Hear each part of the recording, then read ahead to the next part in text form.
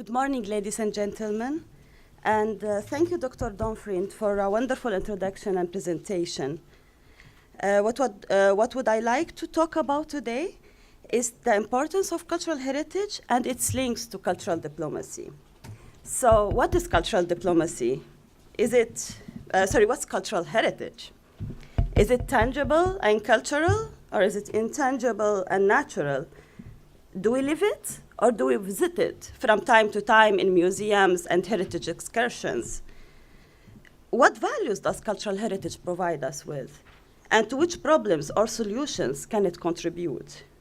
Is it an object, or is it a resource? Is it our goal to preserve cultural heritage, or our goal is something else? To preserve our societies, to preserve ourselves and our values, and our identities. Why do we care about cultural heritage? And why it is so relevant to our realities? Thank you.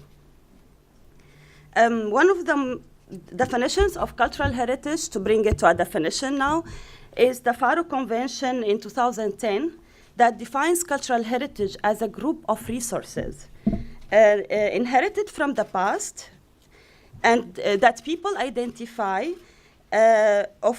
independently of ownership as a reflection and expression of their constantly evolving values, beliefs, knowledge, and traditions.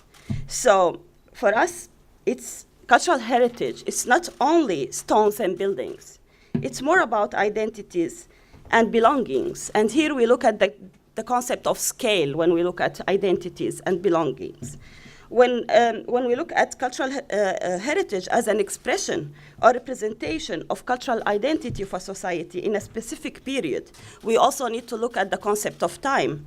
And when we believe that cultural heritage is an agent of change that contributes to communities, cultural and social capital, then we look at it as a power to change. And that's how this concept of resources maybe reflects in the definition. And as much as we have a role in changing what we consider cultural heritage now, and we all know that the concept of cultural heritage has changed from being a group of monuments to being now identities and ownership and belongings and realities. Also, cultural heritage managed to change us through time and will keep changing us now and in the future. Talking about that, I go back to the concept of a resource. Why in this convention and this definition, they talked about it as resources. Somehow it shows that it gives us something and provide us with values maybe, or with things. So what are these things? To start, there are many, but to give you just a hint, it can provide us with identities, a web of meaning, cultural significance, a link to a place, and a sense of belonging. Not only, it also can provide us with options, with diversity, with respect, with understanding, and with equality. Also, it can provide us with education, with jobs, with investments, and with economic development. And if this is not enough, I can also say that cultural heritage can provide a platform to include everyone, even those who lived in the past. And it creates a common ground for inclusion. And through cultural heritage, then we can learn more about ourselves and about the other to build this understanding. And therefore, it provides a place free of fear, and that's what we hope. That's too close. So it provides a place free of fear and hopefully falling, where people can meet, connect, get to know each other, build the trust and respect, participate in cultural experiences, and hopefully build partnership in the future. And this process of building that, can pave the way for a sustainable integration. This means cultural heritage has the power to change the societies from within, as well as can provide us with opportunities and for people and for societies to build their social and cultural capital. This concept of power and the power to change takes us to the Joseph Nye's definition of soft power. As simply he said that soft power is the ability to attract people to our side without pressure.